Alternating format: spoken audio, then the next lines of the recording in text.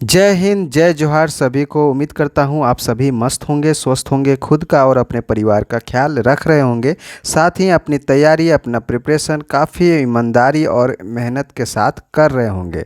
इसी के साथ आपका जो मेहनत है उसको हेल्प करने के लिए, आपकी तैयारी को हेल्प करने के लिए आज का ये वीडियो है, जो कि टॉपिक है मैकेनिकल इंजीनियरिंग के subject CNC programming and machining से रिलेटेड, जो कि JUT fourth semester diploma NEP based syllabus पर आधारित है। आज हम लोग यूनिट 3 जो है कंप्लीट कवर करने वाले हैं, तो काफ़ी ज़्यादा इम्पोर्टेंट है आज का यह वीडियो, जो काफ़ी ज़्यादा हेल्पफुल होगा आपके प्रिपरेशन में। तो चलिए शुरू करते हैं।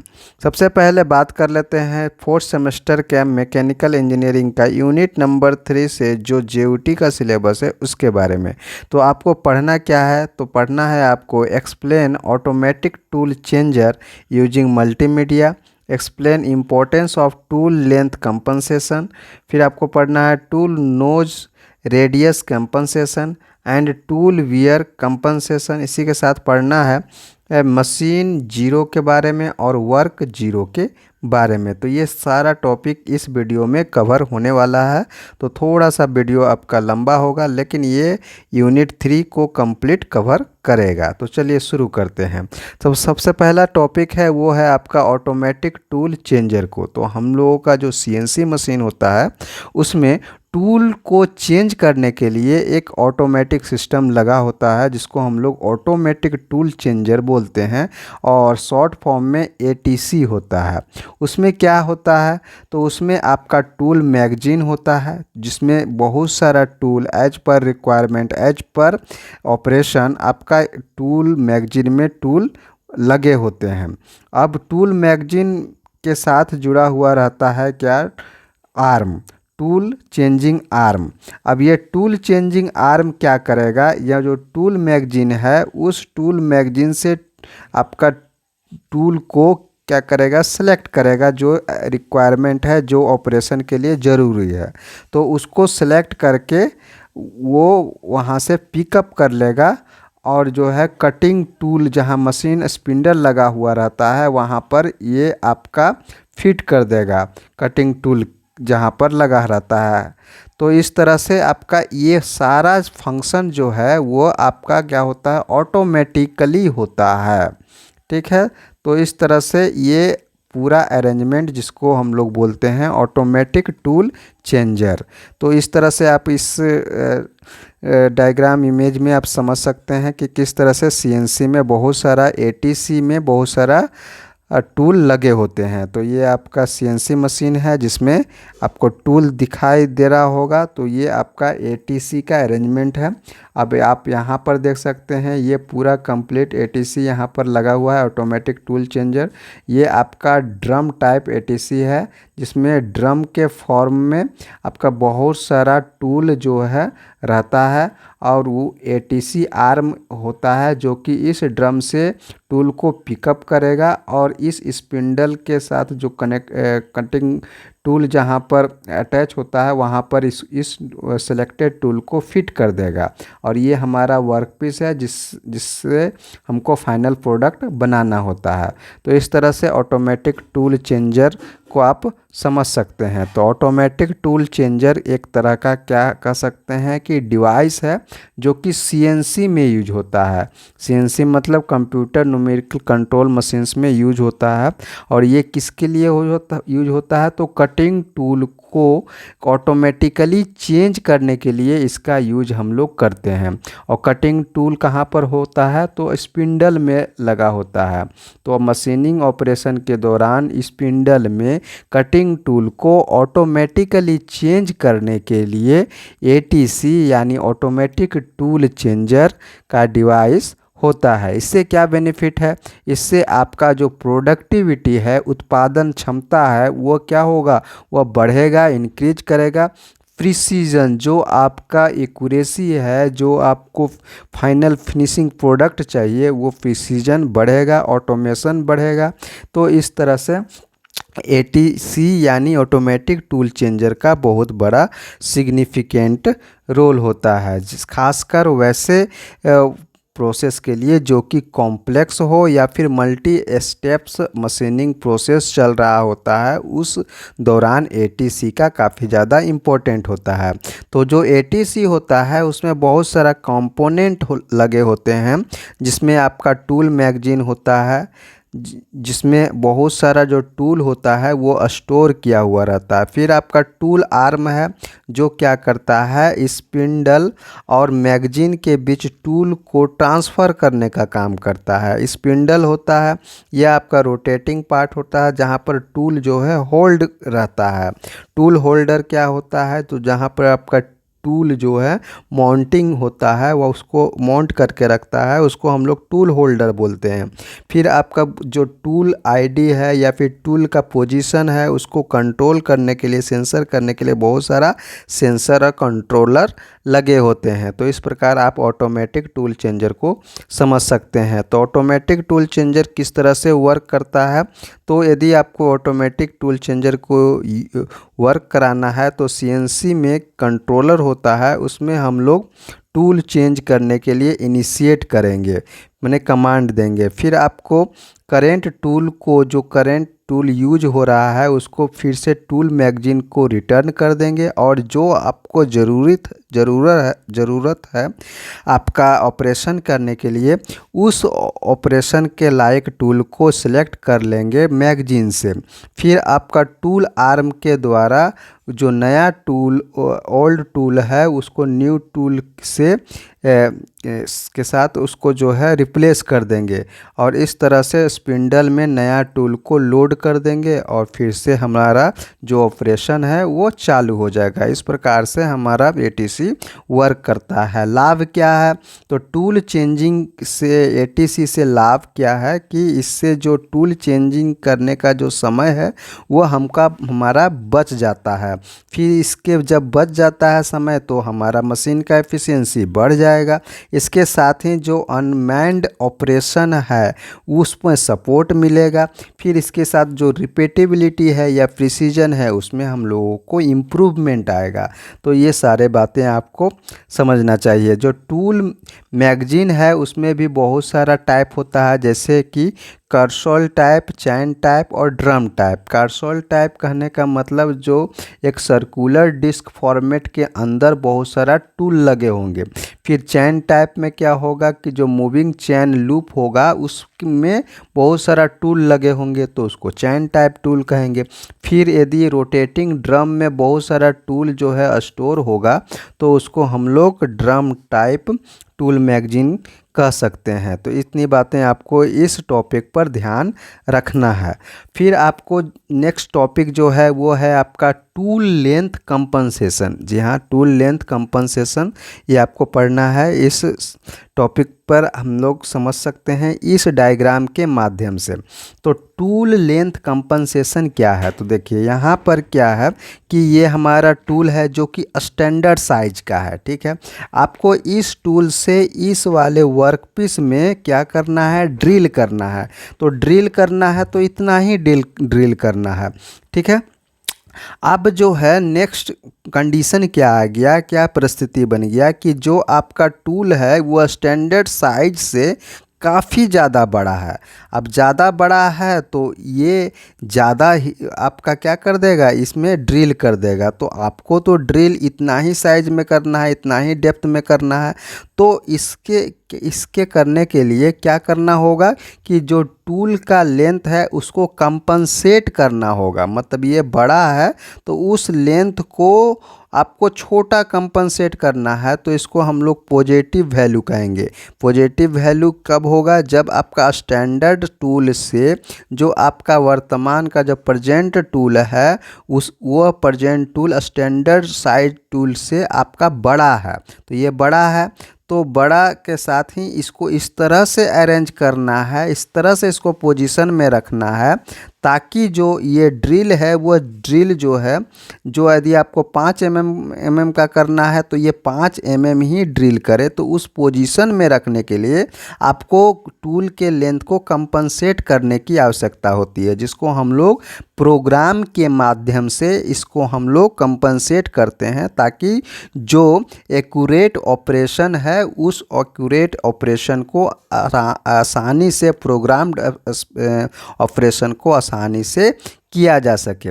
इसी दूसरा कंडीशन ये हो सकता है कि जो आपका स्टैंडर्ड टूल है उसके बाद जो आपका जो प्रेजेंट टूल जिस पर आपको वर्क कराना है वो स्टैंडर्ड टूल से छोटा है। ऐसे कंडीशन को हम लोग निगेटिव वैल्यू कहेंगे, ठीक है, निगेटिव कंपनसेशन कहेंगे।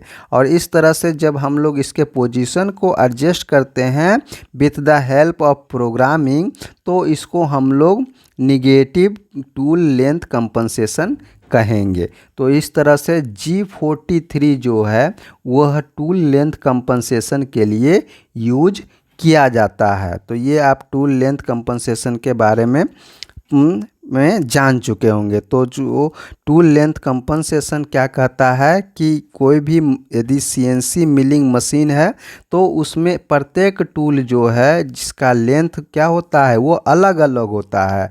ऐसे परिस्थिति में आपको एक करेक्ट लेंथ के साथ आपको एक मशीनिंग डेप्थ जो है करेक्ट मशीनिंग डेप्थ आपको अचीव करना है। तो इसके लिए आपको एक प्रोग्राम की आवश्यकता होगा, जिससे वह जो पोजीशन है वह एक्यूरेटली प्रोग्राम के अकॉर्डिंग हो जाए, ताकि जो आपका मशीनिंग डेप्थ है वह एक्यूरेट जो है कनेक्टेड हो जाए और एक्यूरेट मशीनिंग ऑपरेशन परफॉर्म हो सके। तो इस तरह से टूल लेंथ कंपनसेशन का काफ़ी ज़्यादा इम्पोर्टेंट होता है। तो टूल लेंथ कंपनसेशन एक कह सकते हैं कि एक CNC फंक्शन है जो कि डिफरेंट टूल लेंथ को ऑटोमेटिकली जो है स्टैंडर्ड पोजीशन पर एडजस्ट करने का काम करता है। तो इस तरह से क्यों ज़रूरी है टूल लेंथ कंपनसेशन, क्यों इसका इम्पोर्टेंट है टूल लेंथ कंपनसेशन का, तो चूँकि डिफरेंट जो टूल है वो उसका जो लेंथ होता है वह डिफरेंट लेंथ के होते हैं। और चूँकि जो सभी टूल जो है वह किसी जीरो रेफरेंस से कंसिस्टेंट होते हैं, इस प्रकार से हमको क्या चाहिए कि टूल लेंथ कंपनसेशन की आवश्यकता होता है। यदि हम लोग टूल लेंथ कंपनसेशन नहीं करेंगे तो ओवर कटिंग हो जाएगा या फिर अंडर कटिंग हो जाएगा, जो कि आपको एक का अच्छा फिनिशिंग प्रोडक्ट नहीं दे पाएगा। इसके साथ साथ यदि आपको एक्यूरेसी को मेंटेन करना है, रिपीटेबिलिटी को मेंटेन करना है मल्टी टूल ऑपरेशन के साथ, तो आपको टूल लेंथ कंपनसेशन करना होगा। तो ये ज़रूरी बातें हैं टूल लेंथ कंपनसेशन की। तो टूल लेंथ कंपनसेशन किस तरह से काम करता है, तो जो प्रत्येक टूल्स होते हैं उसका अपना क्या होगा एक्चुअल लेंथ होता है जो मेजर्ड किया हुआ रहता है। अब ये वैल्यू को टूल ऑफसेट टेबल में, यानी CNC मशीन का जो टूल ऑफसेट टेबल है उसमें इसको स्टोर करते हैं, इसको पुट करते हैं। फिर हम लोग इस टूल के लेंथ को जितना हमको ऑफसेट करना है, जितना कंपनसेट देना है, उस तरह से यदि हमको हाइट को कंपनसेट करना है 1 mm का, तो H01 हम लोग क्या करेंगे सेलेक्ट करेंगे प्रोग्राम में और उसको एक्टिवेट कर देंगे। इस प्रकार जो H01 के मदद से क्या होगा उस टूल लेंथ का हाइट यानी लेंथ क्या होगा वो कंपनसेट हो जाएगा, और जो हम लोग का प्रोग्राम्ड ऑपरेशन है वह अच्छे तरीक़ा से परफॉर्म होने लगेगा। इस प्रकार से हम लोग टूल लेंथ कंपनसेशन को समझ सकते हैं। इसके साथ ही जो टूल लेंथ कंपनसेशन के लिए जो G कोड की आवश्यकता होती है वह होता है G43 3 जो कि हम लोग टूल लेंथ कंपनसेशन के लिए यूज करते हैं। क्या आपका सिंटेक्स होता है, क्या फॉर्मेट होता है, तो इस फॉर्मेट में होता है कि G43 हो गया। तो ये इससे हम लोग क्या पता चला कि जो हमको टूल लेंथ कंपनसेशन करना है। और H01 इससे क्या होगा कि आपका हाइट जो है वो हाइट कितना देना है, उससे ये पता चला Z100 इसका मतलब क्या, जो आपका रेफरेंस कोऑर्डिनेट है वह कितना पर है। तो इस तरह से हम लोग इसको समझ सकते हैं। इसके साथ जो है G49 का यूज क्या होता है, तो G43 से हम लोग टूल लेंथ कंपनसेशन का यूज करते हैं और G49 से जो टूल लेंथ कंपनसेशन है उसको कैंसिल करने का काम करते हैं। और H01 से क्या हो गया, जो टूल 1 है उसके लिए कितना ऑफसेट के लिए वो हम लोग कॉल करते हैं। तो इस प्रकार से टूल लेंथ कंपनसेशन का काफ़ी ज़्यादा इम्पोर्टेंट रोल होता है। इसके साथ नेक्स्ट जो टॉपिक है वो है आपका टूल नोज रेडियस कंपनसेशन। अब इस चीज़ को बढ़िया से इस डायग्राम के माध्यम से समझते हैं। यदि आपके पास एक ये वर्क पीस है, अब वर्क पीस है और उसको हम लोगों को कटिंग करना है इस वाले डायग्राम की तरह से, हमको इस तरह से कटिंग करना है। अब ये प्रोग्राम्ड पाथ है, मतलब ये आपको इस तरह से कट करना था, ठीक है। लेकिन आपका जो टूल है वो ये टूल है। अब ये टूल है तो ये वाला जो पोर्शन होता है इसको हम लोग बोलते हैं टूल नोज रेडियस, है ना, जहाँ पर ये आपका कट करने का जहाँ पर कांटेक्ट होता है।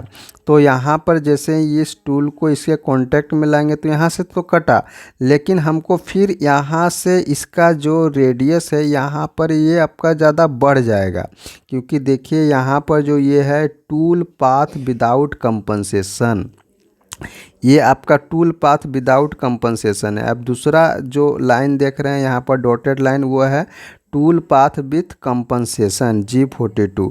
जब ये कंपनसेशन का यूज करेंगे तो ये जो आपका टूल है इस कंपनसेशन का यूज करेंगे तो जो टूल है ये है एज प्रोग्राम्ड पाथ के अकॉर्डिंग वह वर्क करेगा। यदि हम लोग कंपनसेशन का यूज नहीं करेंगे तो आपका जो वर्कपीस से जो कटिंग होगा वह क्या होगा, वह एरर होगा, इस तरह से एरर हो जाएगा। तो इस एरर को दूर करने के लिए आपको क्या करना होगा, टूल नोज रेडियस कंपनसेशन देना होगा। तो वही है हमारा tool nose radius compensation.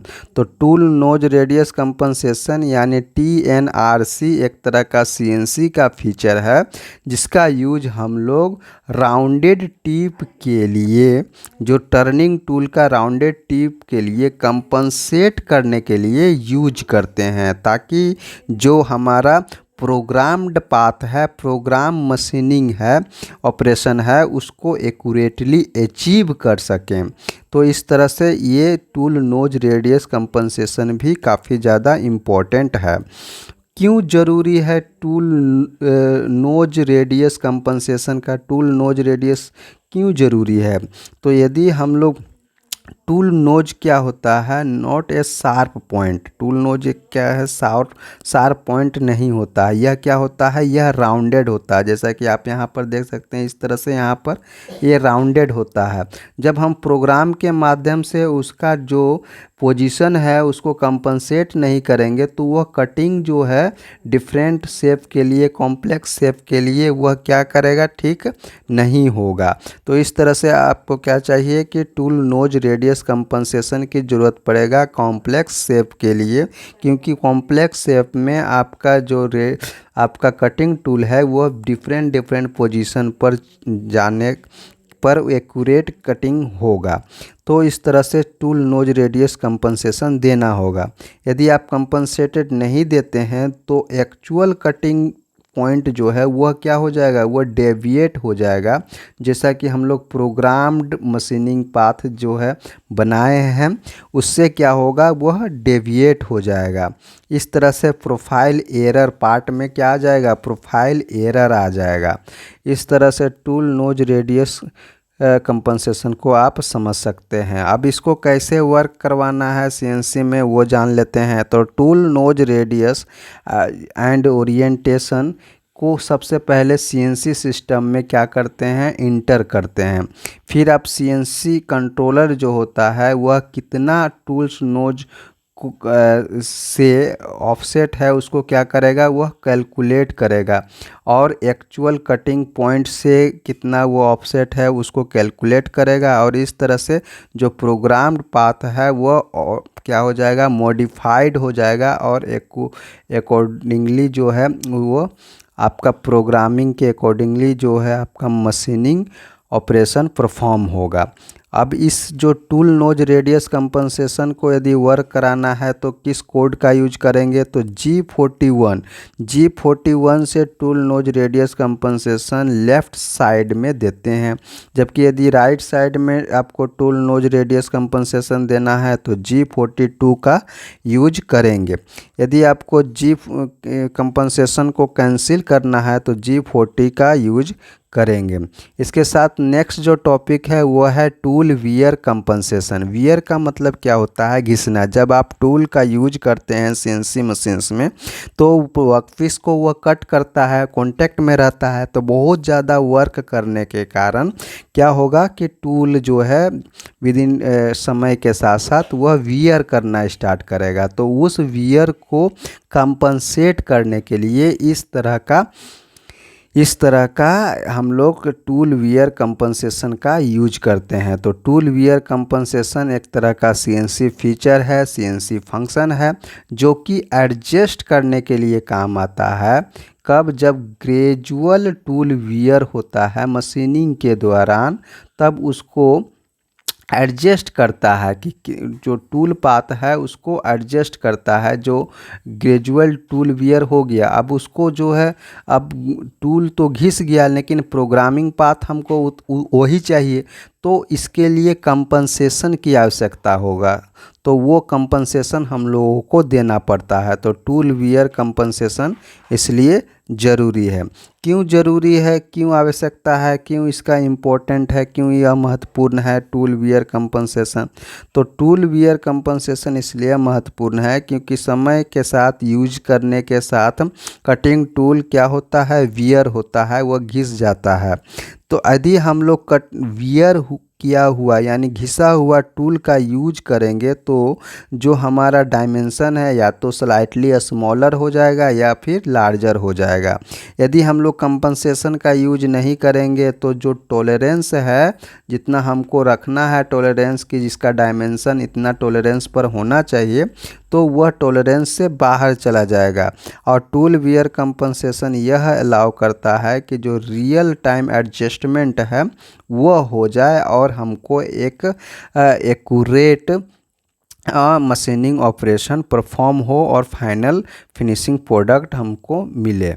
Tool wear compensation हम लोग इसको सीएनसी में वर्क कराएंगे, तो जो स्मॉल करेक्शन वैल्यू है उसको हम लोग सीएनसी कंट्रोल में उसको ऐड करेंगे कि कितना जो है करेक्शन करना है। फिर आपका जो टूल पाथ है वह अल्टर्ड द टूल पाथ क्या करेंगे, वह डायमेंशन को जो है वो उसको एक्यूरेसी के साथ उसको मेंटेन करेगा। इस प्रकार से जो कंट्रोलर होता है उसके मदद से टूल वियर कंपनसेशन हम लोग करते हैं। तो इस प्रकार से आप इतना चीज़ें आप इसको समझ सकते हैं टूल वियर कंपनसेशन के लिए। अब जो नेक्स्ट टॉपिक है इसी के आगे, अच्छा इसका एडवांटेज क्या है कि क्या इसका लाभ हो सकता है, तो इससे हम लोगों को जो पार्ट बना रहे हैं, जो वर्कपीस बना रहे हैं, वह एक्यूरेसी उसका जो है वह मेंटेन रहेगा। फिर आपका जो मैनुअल करेक्शन के लिए जो समय चाहिए वह रिड्यूस हो जाएगा। फिर जो टूल है उसका लाइफ जो है वो इम्प्रूव हो जाएगा। फिर इसी के साथ साथ जो आपका सीएनसी मशीन का ऑटोमेशन का ये है, तो वह जो ऑपरेशन है वह क्या होगा, वो ऑटोमेटेड होगा और ऑटोमेटेड के साथ उसको इन्हेंस हम लोग कर सकते हैं, हाई प्रिसीजन मैन्युफैक्चरिंग हम लोग अचीव कर सकते हैं। नेक्स्ट टॉपिक है machine zero and work zero. Important topic है machine zero and work zero. इसको आप इस इमेज के माध्यम से समझ सकते हैं। देखिए, एक है यहाँ पर मशीन जीरो पॉइंट और दूसरा है work part 0 point. Work part मतलब वर्क पीस, और दूसरा है ये मशीन। तो मशीन 0 पॉइंट क्या हुआ, तो मशीन 0 पॉइंट एक रेफरेंस पॉइंट है, जो कि जो मशीन बनाने वाला मैन्युफैक्चरर होता है ना, तो उसको उसको उस पॉइंट पर, उस पोजीशन पर, जो भी मशीन का एक पोजीशन होगा, उस पोजीशन पर वह उसको रेफरेंस पोजीशन मानता है, जहाँ पर एक्स वाई और जेड क्या होगा, जीरो होगा, वो कोऑर्डिनेट जीरो होंगे। तो उस वाला पॉइंट को ये निर्धारित कौन करता है, ये आपका सीएनसी मशीन बनाने वाला मैन्युफैक्चरर निर्धारित करता है कि इस पोजीशन पर इस मशीन का जो है कोऑर्डिनेट जीरो माना जाएगा, और फिर उसी बेस पर प्रोग्रामिंग जो है किया जाता है। अब जो है वर्क पार्ट 0 का मतलब क्या हुआ, तो जो वर्क पीस हम लगाएंगे उसका एक वैसा पोजीशन जहां पर रेफरेंस कोऑर्डिनेट सब जीरो हो, तो वो वाला जो पोजीशन होगा वो क्या कहलाएगा, वर्क पार्ट 0 पॉइंट कहलाएगा। तो देखिए आप इस वाला डायग्राम से भी समझ सकते हैं, मशीन 0 पॉइंट ये हुआ और वर्क 0 पॉइंट ये हुआ। अब ये जो पॉइंट है वो प्रोसेसिंग पॉइंट है, तो इस प्रकार से कर सकते हैं। तो जो मशीन 0 पॉइंट है वो एक तरह का फिक्स पॉइंट है, ठीक है। और जो वर्क पार्ट 0 पॉइंट है यह जो है ऑपरेटर के द्वारा निर्धारित किया जाता है कि कहाँ पर इसको जीरो रेफरेंस पोजीशन पर रखना है। तो ये चीज़ें हैं। तो मशीन जीरो जो होता है सीएनसी मशीन्स में, इसको किस तरह से डिफाइन कर सकते हैं, तो मशीन जीरो जिसको हम लोग मशीन होम भी कह सकते हैं या फिर रेफरेंस पॉइंट भी कह सकते हैं। एक तरह का फिक्स ओरिजिन पॉइंट होता है जो कि सीएनसी मशीन मैन्युफैक्चरर के द्वारा निर्धारित किया जाता है, सेट किया जाता है। यह एक तरह से मास्टर रेफरेंस की तरह एक्ट करता है सभी ऑल एक्सिस मूवमेंट के लिए। अब ये what is zero, machine zero, तो ये एक तरह से कह सकते हैं कि यह एक प्री डिफाइंड है, अनचेंजेबल पॉइंट है। इसके पॉइंट को चेंज नहीं कर सकते हैं, इसके कोऑर्डिनेट को चेंज नहीं कर सकते हैं। मशीन्स का जो भी इंटरनल कोऑर्डिनेशन सिस्टम है इस पॉइंट पर क्या होगा, जीरो होगा, यानी एक्स जीरो, वाई जीरो और जेड जीरो, ठीक है। इस तरह से हम लोग जो है मशीन जीरो को समझ सकते हैं। यदि एवरी टाइम यदि सीएनसी को पावर्ड ऑन करते हैं तो मशीन क्या होगा, जैसे ही ऑन किए तो मशीन जो है मशीन जीरो पॉइंट में यानी होमली साइकिल में चला जाएगा। नेक्स्ट जो पॉइंट है वो है आपका वर्क जीरो। तो वर्क जीरो को भी हम लोग समझ सकते हैं। चलिए मशीन जीरो के लिए यूज हम लोग कैसे कर सकते हैं, तो सबसे पहले होमिंग, जैसे मशीन स्टार्टअप हुआ उसके बाद होमिंग पर जाएंगे तो ये मशीन जीरो में चला आएगा। फिर हम लोग को क्या कर सकते हैं, टूल चेंज पोजीशन के लिए भी यह जो है ज़रूरी है, कैसे यहाँ कहाँ यूज होता है।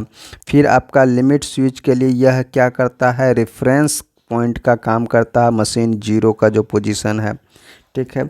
फिर यह एब्सोल्यूट पोजीशनिंग में और डायग्नोस्टिक में इसका यूज होता है।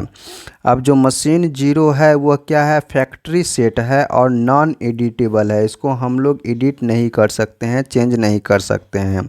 सभी मोशन कंट्रोल के लिए यह एक तरह से फाउंडेशन का काम करता है।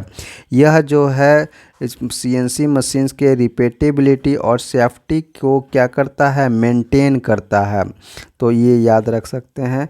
तो देखिए जो वर्क जीरो है वो उस वर्क जीरो को हम लोग सेट कर सकते हैं G54 G55 के ज़रिए, लेकिन जो है मशीन जीरो को यह जो है पहले से सेट रहता है। नेक्स्ट जो है वो उसी के अंतर्गत है वर्क जीरो। अब वर्क जीरो यानी वर्क पीस जीरो, यानी जो जिस पर हम लोग वर्क कर रहे हैं, जिस पर हम लोग को मशीनिंग करना है। तो वर्क जीरो इसका कहने का मतलब होता है प्रोग्राम जीरो या फिर पार्ट जीरो या फिर वर्क कोऑर्डिनेट सिस्टम। इसका यूज हम लोग defined origin point, work piece पर जो ओरिजिन पॉइंट को डिफाइन करने के लिए इसका यूज करते हैं, जहाँ से जितना भी मशीनिंग कोऑर्डिनेट है वहाँ से उसको प्रोग्राम किया जाता है। मतलब कोई भी वर्क पीस है इस पोजीशन पर, तो यहाँ पर क्या हो जाएगा x0 y0 और z0। अब यहाँ से मशीनिंग करना है हमको, इस तरह से कटिंग करना है, तो इस पोजीशन पर x का वैल्यू कुछ और होगा, y का वैल्यू z का वैल्यू कुछ और होगा। तो यहाँ से ये जो वैल्यू आएगा वो यहाँ से हम लोग इसको रेफरेंस मानेंगे। तो इस तरह से वर्क जीरो जो है CNC मशीन्स में काम करता है। अब ये जो वर्क जीरो है वह CNC वर्क पीस में का एक पॉइंट होता है जहाँ पर x0 y0 और z0 होता है। जहाँ से इसके बाद हम लोग क्या करते हैं, वहाँ से प्रोग्रामिंग करते हैं। जो मूवमेंट जो भी हम लोग ऑपरेशन करेंगे उसका हम लोग वर्क पीस पर इसको हम लोग रेफरेंस मानेंगे। जो वर्क जीरो है उसको यदि हम लोगों को यूज करना है, उसको इंट्रोड्यूस करना है, तो हम लोगों को प्रोग्रामिंग में G54 से लेकर G59 तक को यूज कर सकते हैं। तो ये हमारा वर्क जीरो है। CNC मशीन्स जो है वर्क जीरो में बताता है कि वेयर जो है पार्ट को कहाँ पर रखा गया है related to the machine. Machine के रिस्पेक्ट में उस जो पार्ट है वर्क पीस है उसको कहाँ पर रखा गया है, ये वर्क जीरो निर्धारित करता है, वर्क जीरो बताने में हेल्प करता है। मशीन जीरो को जो है मशीन मैन्युफैक्चरर के द्वारा फिक्स रहता है, जबकि वर्क जीरो जो है वह ऑपरेटर या प्रोग्रामर के द्वारा एक्चुअल पार्ट पर सेट किया जाता है। तो इस तरह से वर्क जीरो और मशीन जीरो को रिलेट करके समझ सकते हैं। तो इस तरह से वर्क जीरो किस तरह से सेट कर सकते हैं, mount the work piece on the machine table और फिक्स। सबसे पहले जो मशीन टेबल पर या फिर फिक्सर पर क्या करेंगे, वर्क पीस को माउंट करेंगे। फिर टच प्रोब या फिर एज फाइंडर या फिर मैनुअल जोग के मदद का यूज करना है, ताकि जो है ओरिजिन पॉइंट पार्ट पर का ओरिजिन पॉइंट क्या हो जाए, लोकेट हो जाए। और यह पोजीशन क्या कहलाता है, जो भी लोकेट होगा उस पोजीशन को x0 y0 और z0 CNC कंट्रोलर उसको समझ लेगा, यानी सेट हो जाएगा। और इस तरह से इसके बाद जो भी कोऑर्डिनेट सिस्टम है उसको हम लोग अप्लाई करते हैं। इसके लिए work coordinate system like G54 का यूज करते हैं वर्क जीरो को इम्प्लीमेंट करने के लिए। तो इस तरह से आप इसमें वर्क जीरो के लिए G code G54, G55, G56 से G59 इस तरह का यूज कर सकते हैं। ये उसका जो है बेसिक फॉर्मेट है वर्क जीरो करने के लिए। तो इस तरह से ये आपका कंप्लीट यूनिट 3 का टॉपिक था, जिसमें हम लोग डिफरेंट सारे टॉपिक को कवर कर चुके हैं। इसका यदि PDF आपको चाहिए तो हमारे Telegram channel Shankar mechanical study with Shankar Bedia में मिल जाएगा आपको। साथ ही यदि आप इस वीडियो में इस चैनल में नए हैं तो कृपया करके इसको सब्सक्राइब ज़रूर कर दें, और साथ ही जितने भी स्टूडेंट हैं उनको शेयर कर दें, ताकि उनके प्रिपरेशन में ये वीडियो हेल्पफुल हो सके। मिलते हैं नेक्स्ट वीडियो में, तब तक के लिए जय हिंद जय जोहार।